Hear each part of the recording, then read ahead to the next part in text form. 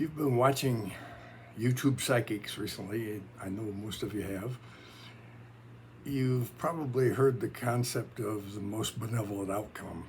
Sometimes now even referred to as MBO for short, because it's become a very widespread concept that's a lot of people in the spiritual community are aware of. And it was first introduced to me by happening to listen to a gentleman named Tom T. Moore, who was I first heard interviewed on Linda G's channel, and more recently on Freebird Spirit with Debbie. And he has presented this as just a very simple prayer, saying aloud to your angels and guides, I ask for the most benevolent outcome. Now, it sounds so simple that it sounds almost trivial and almost too good to be true kind of a thing. But it has literally changed my life as I've worked with it. And this video is just a short example of some of the things that I've come to understand for me, and it's passed them on for whatever it's worth to you. Again, the whole concept of MBO is a simple prayer asking your angels and guides to please, you're looking for the most benevolent outcome. Now, it started out in my experience trying it with a simple request for something that I wanted to happen. For example, one of the first times I used it was with a case of field mice in our garage. We live on an acre of land, and it's natural. It's not mowed at all, and the little mice in the summer like to come in the garage, and we do keep mostly canned and bottled foods in the garage, but we do have foods in there. Most of them are inaccessible to the mice, but they're in there. We can tell that. And one of the first times I used the benevolent outcome prayer was I asked for the most benevolent outcome for the mice to leave the garage.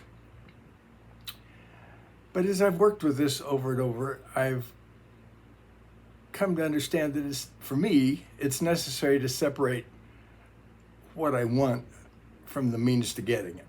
And all of us who are familiar with Abraham Hicks or other people that talk about the law of attraction, how to manifest things, we've been told many times that you have to know what you want, but you kind of have to let go of the means of getting there and letting the universe work out how it gets there for you. And to me, this most benevolent outcome prayer has its power because built into that particular choice of words is the understanding that I'm letting the universe decide how to get there. It's not for me to decide what's the most benevolent. It's up to the universe, to spirit, to decide what's the most benevolent, because I'm asking for the most benevolent outcome. How would I know what that is as a human being living in a three-dimensional world? So for me, it's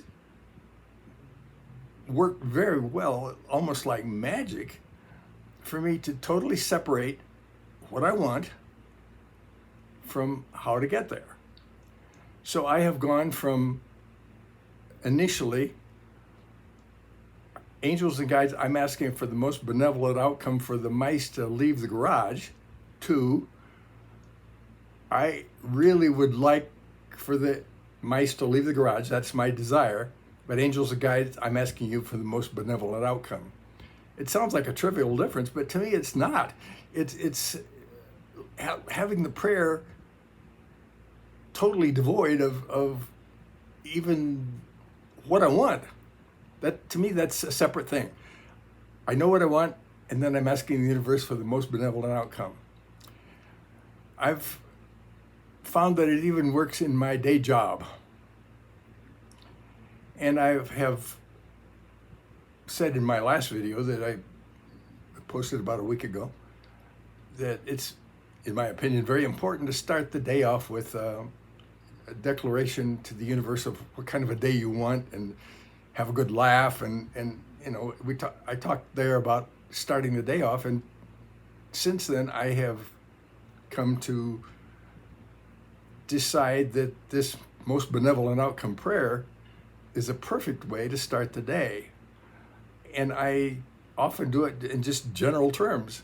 I ask for the most benevolent outcome today. Not specifically talking about any one area of my life, but just most benevolent outcome, period. Then when I drive into the parking lot in my day job, I might say, with respect to how my day goes today on this job, I ask for the most benevolent outcome.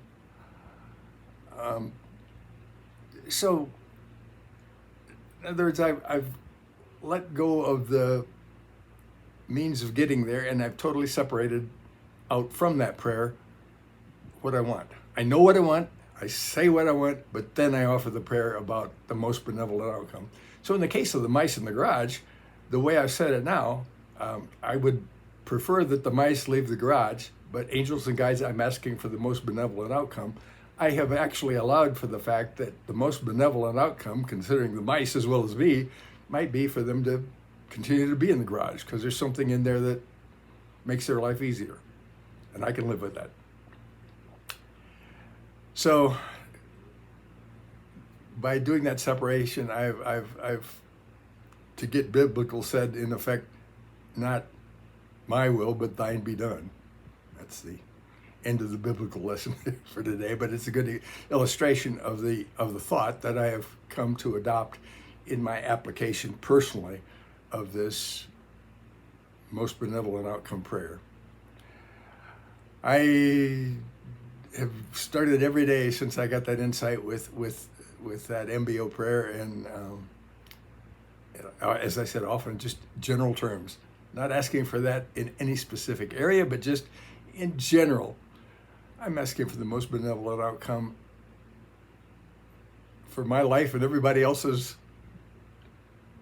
period.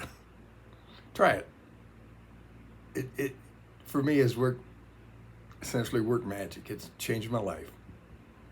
Thanks for watching. I'll see you next time.